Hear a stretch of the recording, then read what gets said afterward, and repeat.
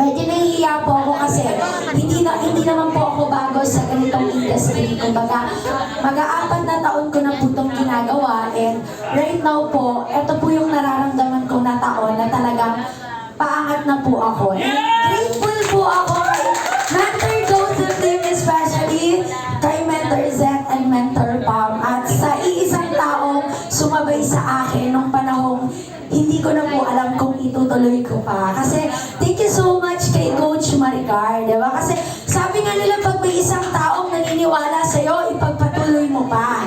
Di ba? Nung time na yon, sabi ko, Mentor Zeth, kaya ko bang makatawid ulit at makapag-level up? Kasi maglilipat kami ng kondo. Kumbaga, back to zero talaga ako, as in, wala. Pero sabi ni Mentor Zeth, ito yung kire-ready mo, 60,000 PDC, 4 na araw na lang po. Grabe yun. 4 na araw na lang. At sa 4 na araw na yun, ikot yung puwet ko na nangangatal, na nanginginig. Paano ako makakatawid doon? 60K in just 4 days. Kaya sabi ko kay Ma'am Zeth, sige, go, laban. Ang ginoal ko po noon, paano gumawa ng pera, talagang lahat, sabi daw income eh. So lahat ng pagkakakitaan ko, ginawa ko, retailing, directing, lahat yan, para mabuo ko po yung pera.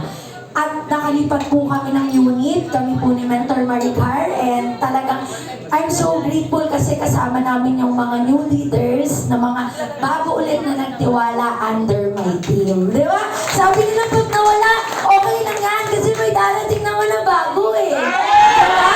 May darating naman na bago. Kasi ito pa pinakamasarap kasi yung pakiramdam na mawawalan ka ng tiwala sa self mo kasi paano ka ba makaka-bounce back sa grabe ng process mo? Magtiwala ka lang sa taong nakakakita ng kaya mo at pagtiwalaan mo siya kung ano yung nakikita niya sa'yo at babalik ulit yung tiwala na meron ka nung nagsisimula ka. Kaya yung nahit ko po yun, sa totoosin po, yung income ko po sa DDC, 50,000 po ako, pero malakas po kami sa project po ni Joseph Lim, which is kung ano po yung pinaproject niya, doon po kami malakas bumenta. Kaya grateful po ako doon kasi nakaka-bounce back na po kami kumpara sa dati.